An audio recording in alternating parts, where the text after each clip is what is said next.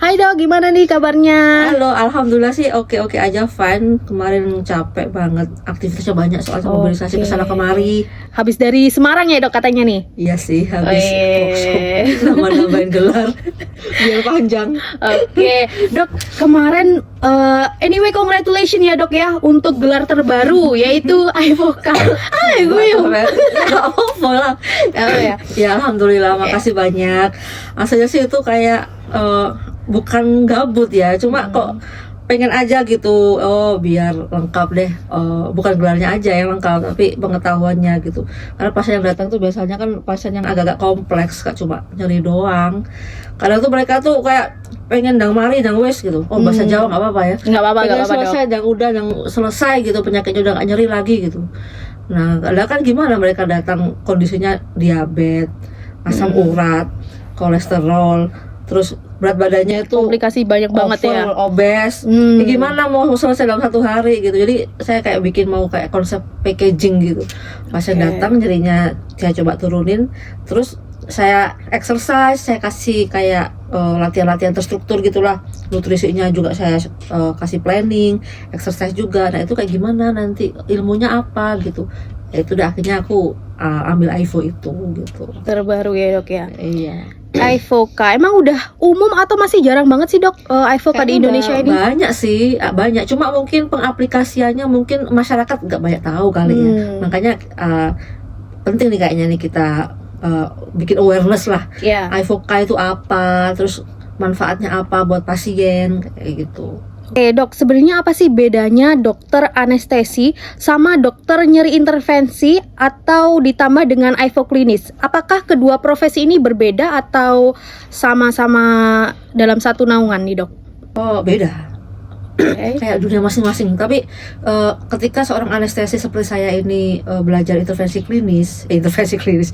nyeri, itu kayak apa ya, nyambung. Karena kan kita kan memang sehari-hari kan ya ngelakuin namanya spinal anestesi, epidural, kemudian kita juga terbiasa dengan guiding USG gitu.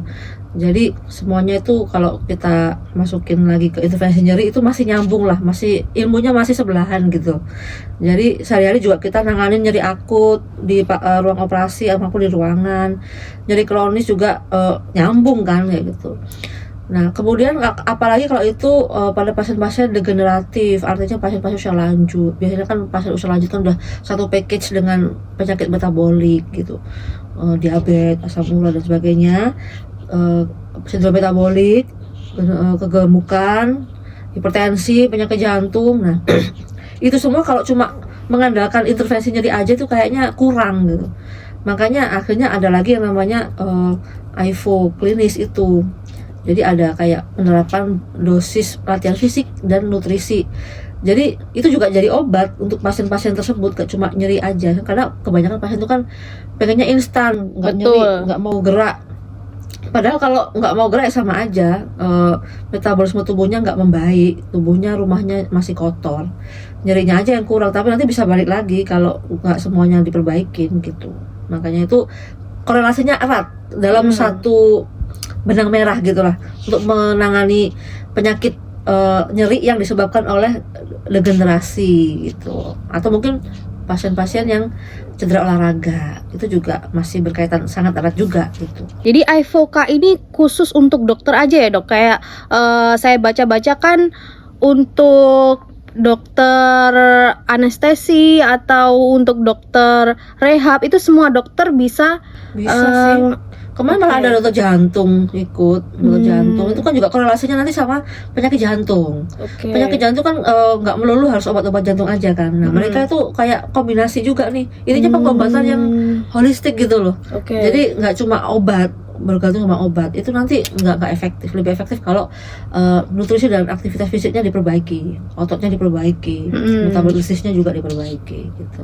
Jadi overall banyak sih dokter yang banyak dokter ya. Asik juga. Jadi kita kayak berbagi wawasan, tukar-tukar ilmu gitu, terus bikin tim gitu. Kita kayak dibikin kayak simulasi biar misal pasien datang dengan penyakit jantung habis operasi gitu, kemudian dia ada kayak pengen pemulihan, itu gimana nanti latihannya kayak gimana, atau nanti ada pasien habis operasi habis injury, habis atlet kena injury itu nanti gimana program latihannya, nutrisinya kayak gitu.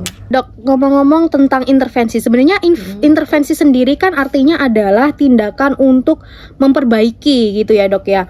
Nah, sebenarnya apa sih yang dimaksud dengan nyeri intervensi? Apakah itu berbeda dengan pengobatan nyeri yang biasa, yang kayak minum obat itu apakah sudah termasuk nyeri intervensi? Hanya obat saja, obat oral? Intervensi nyeri itu kita bertugas untuk menurunkan nyeri dengan cara intervensi, artinya minimal invasif. Minimal invasif artinya ya kayak yang non operasi, tidak pakai sayatan. Jadi ya kayak mungkin pendekatannya nanti pendekatan injeksi, atau mungkin pendekatan seperti kayak radiofrekuensi, bisa menggunakan pengobatan yang lain seperti mungkin terapi ozon, bisa juga nanti bisa menggunakan terapi-terapi yang lain juga. Intinya intervensi nyeri lah, bukan operasi gitu. Oke, berarti pakai tanpa guiding, operasi. pakai guiding kita. Jadi nggak cuma blind masukin obat blind buta-buta. Kita pakai guiding dengan dari pemeriksaan fisik yang kita dapat, diagnosa yang kita dapat, dan penunjang yang terlihat.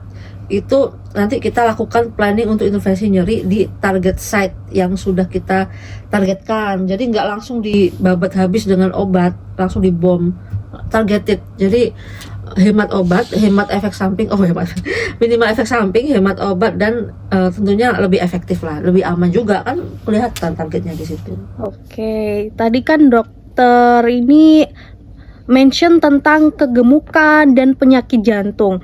Jadi gini dok, banyak orang yang nganggap kalau orang yang kena diabetes itu cukup minum obat aja. Nah, sekarang kenapa nih olahraga itu sering disebut sebagai exercise is medicine?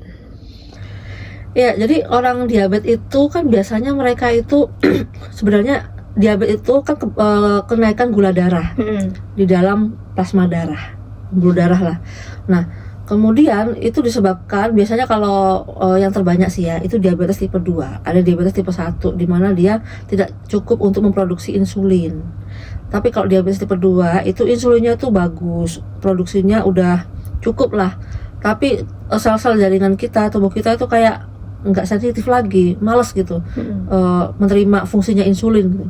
Nah, insulin sendiri itu kan fungsinya membantu memasukkan gula ke dalam sel jaringan, sel dan jaringan. Nah, ketika gulanya itu nggak masuk kan pasti sel-sel di dalam jaringan itu kan kelaparan. Makanya orang dengan diabetes kan sukanya kan pengennya makan terus kan. Dia ngerasa dia itu masih lapar, pengen minum terus gitu ya dok ya, terus makan terus. Selnya tuh ngasih sinyal, aku tuh lapar, mana nih makananku gitu. Tapi kita tuh makannya tuh makan terus tapi nggak ada yang masukin gula itu ke dalam sel, makanya dia kelaparan terus. Dan itu seperti lingkaran setan, semakin tinggi gulanya, semakin banyak radangnya, semakin bisa meningkatkan nyerinya gitu. Dan semakin berat badannya semakin nambah lagi, semakin resisten lagi insulinnya gitu. Nah, dengan adanya olahraga, kita kayak nggak tergantung 100% sama insulin. Karena apa? Di saat ada olahraga, otot kan aktif kan kalau olahraga itu. Nah, di saat otot aktif, dia akan mengeluarkan myokin. Salah satu myokin yang membantu untuk memasukkan gula ke dalam otot itu GLUT ya. Namanya GLUT namanya. Nah, dia itu kayak sebenarnya kalau kita misalnya olahraga, GLUT-nya itu aktif. Jadi kayak membuka pintu, masuk nih gulanya masuk nih ke dalam otot gitu. Jadi akhirnya gula di dalam darah itu berkurang, masuk ke dalam otot biar bisa disimpan di situ. Ototnya aktif, metabolisme naik gitu. Nah, akhirnya ya memperbaiki resistensi insulin. Karena dengan dia ototnya aktif, maka dia kayak ngasih sinyal khusus ke dalam sel pankreas yang itu secara mungkin kompleks ya prosesnya. Tapi intinya insulinnya tuh jadi kayak lebih sensitif lah kayak gitu. Oke, dibantu dengan otot tadi ya dok. Iya, ya, itulah mengapa exercise is medicine gitu.